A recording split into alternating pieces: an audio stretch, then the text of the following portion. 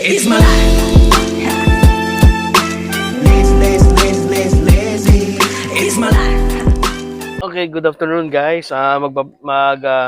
Schedule tayo ngayon ng ating Kawasaki Z650. So, ang gagamitin nating oil ngayon ay itong AMS oil. Yan ang ginagamit ko kahit noon pa. Nung tayo naka-R3 pa. Yan ang ginagamit natin. Sa Ninja 400 natin, yan din ang ginagamit natin. So, dito sa Z650, ito rin gagamitin natin, no? Pakikita ko lang sa inyo yung mga basic tools na natin gagamitin para meron kayong alaman ninyo kung ano yung mga tools na dapat nyong ihanda, no? Okay guys, ito yung mga tools na natin gagamitin, no? Kita ko sa inyo. Yung budo, gagamitin natin to pag kasali na tayo ng langis doon sa makina. Tapos kailangan, ang imbudo ninyo, mayroong strainer doon para siguradong safe na wala makapasok na dumi, no? Yan. Tapos, ito kailangan natin. Itong socket wrench. Yan. Para mas madali natin matanggal yung drain plug. At sa drain plug naman, ang kailangan natin ay itong socket wrench nito na 17 ng ano to, sukat, no? Yan, 17 mm. Okay. Tension. Tension, ginagamit to doon sa socket wrench, no? Tapos, marami rin. Yeah. Tapos guys, meron tayong dalawang socket nito. Yan, ito daw. Kasi pag naliit, yan, lalaki naliit. So, yung iba itong ginagamit, kaya lang, hindi ko gumagamit nito. Kasi, pag itong ginamit natin kasi, nakakagasgas siya nung oil pan, nung ano. So, ang ginagamit ko ay ito. Ito ang ginagamit natin guys, no? Ito, yan. So, kung bibili kayo, itong inyong gagamitin yan. Yan ang ano, kung titigil kayo sa Lazada o Shopee, itong inyong hahanapin, no? H901, yan ang saktong-sakto para sa ating Kawasaki J650. Kahit sa Ninja 400 kasi yan, at saka sa mga Yamaha R3, no? So, yung ano yan, no? 65 mm yan.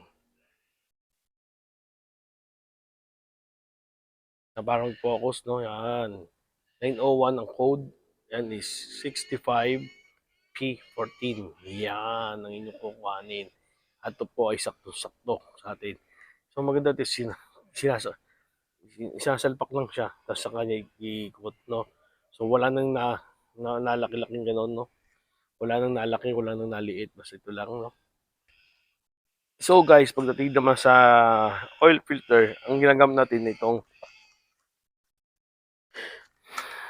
Bic, no? Yung Bic C806 o C806 na Bic. Yeah, itong ginagamit natin, no? Ito, saktong-sakto to sa ating Kawasaki Z650. Ito, yan. Guys, no? Ito yung Bic. Yung ating gagagamit. Sa Yamaha R3, sa Ninja 400, ito rin ginagamit natin. Okay guys, sa paghahanap ng plug drain nito, ay itong kulay itim na to. Saan itong hose na to? Nasa likod lang niya. Yan. Yan itong plug drain. Pag nakakita kayo ng itim na yan, yan yung sign ng plug drain niya, no? So yan yung bubuksan natin.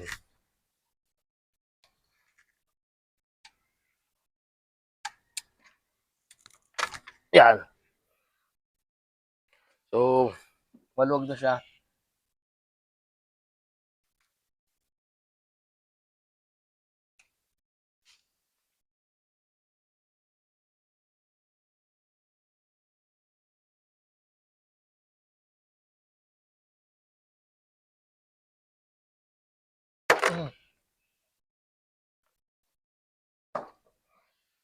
Naku, patay tayo dyan.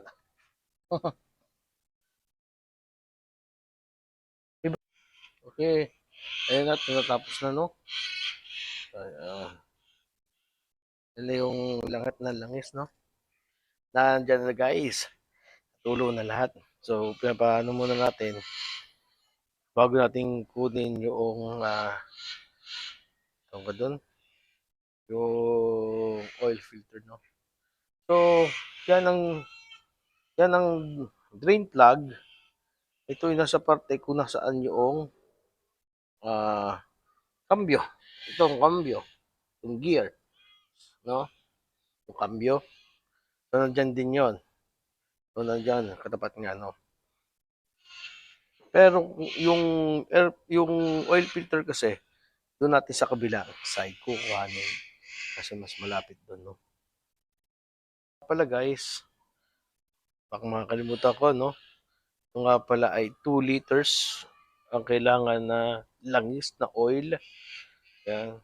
So, ito kasi ating AMS oil is 1 quart lang. So, mga nasa 946 ml lang, wala pa sa 1 litro, no? Kaya ang ginagawa ko, tatlo yung binibili ko, tapos sinasakto ko ng 1 liter yung dalawa.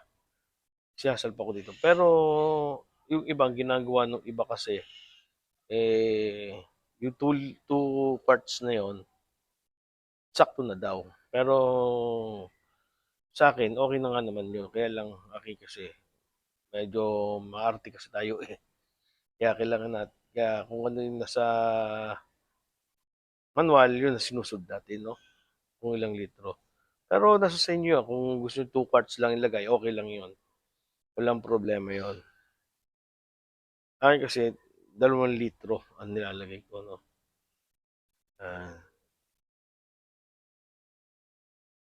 Okay guys, so ito na. Susunod na nating tanggalin na yung oil filter. No?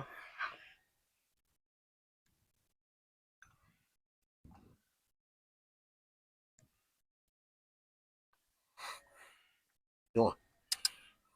Yeah.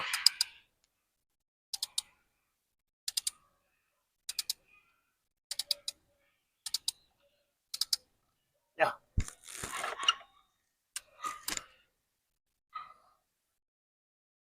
Yeah.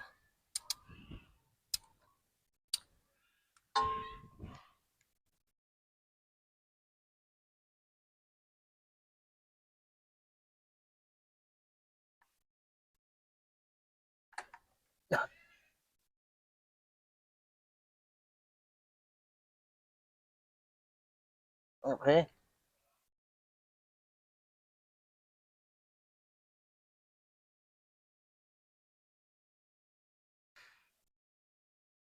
So, wala nang problema yun. Kung matuluan man yun, pulasan na lang natin, no? So, yeah. Kasahuran nyo rin yan kasi may mga, ano.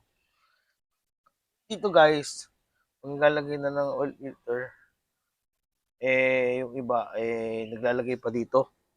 So, kung maglalagay ka dito, basta sa 2 liters, pag napuno to, huwag mo nang dadagdagan yun, no?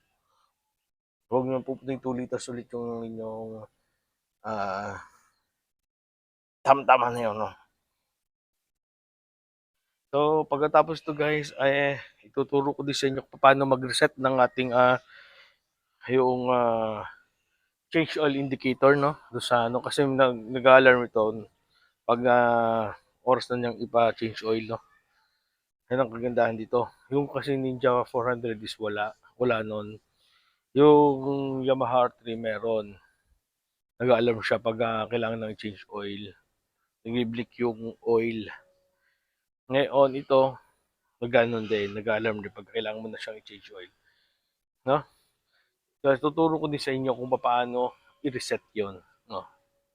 Okay. Kailangan natin malinis to, no? Bagong salpa ka ng bagong oil filter, kailangan malinis yan.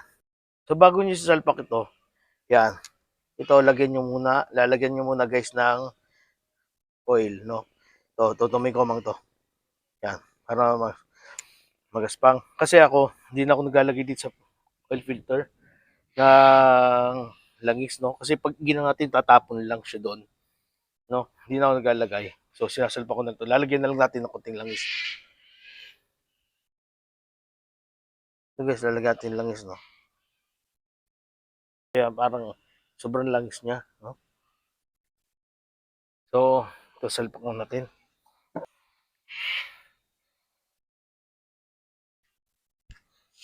Oo kasi guys, hinahantay lang yan, no? Yung iba nilalagyan pa ng konting, binibira pa ng, ano, kaya lang, para sa akin din na.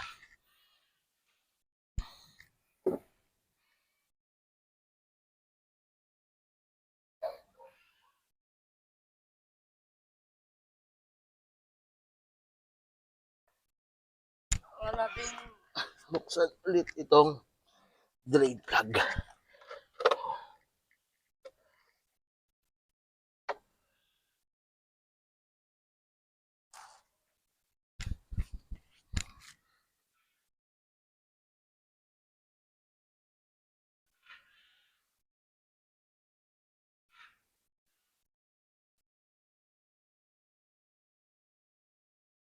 Makikita nyo guys, yung ating tinabingi, tinagal natin yung paddock stand, madami pa rin siya nakuha. Diba? Kasi naka-side stand na siya, marami pa rin siyang natira. So, mas maganda talaga nakatabingi, no?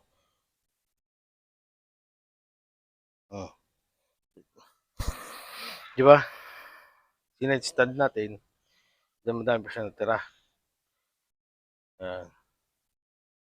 Yung una kasi, ang ginawa natin, tinapon na natin bago natin kunin yung filter. Tapos nandun na yung filter. Yun na. Diba? Dahil pa rin natira doon sa loob.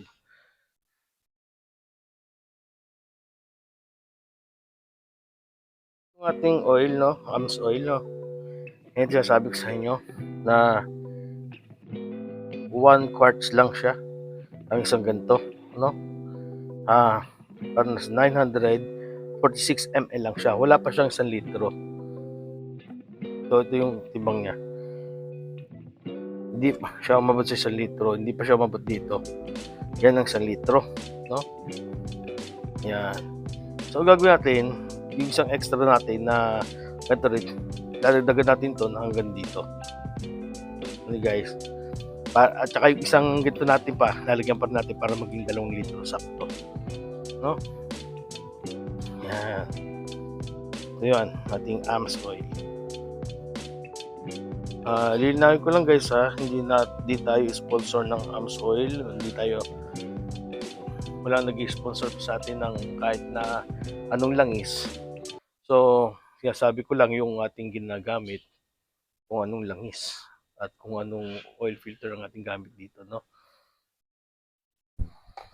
So, ito guys, yung dahilan kung bakit kailangan natin ng mga itong ang ating imbudo ay may strainer, no? Dahil no, parang may nakita ko dun, no?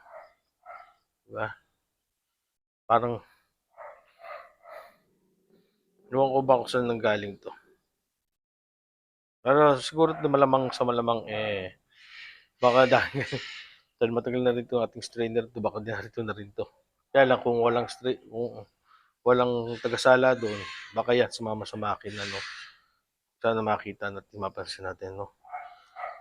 Kasi masyado mapansin kasi dahil ng parang may iipot ng ipis, no? Yun. So, itutulog ko lang sa inyo guys kung paano yung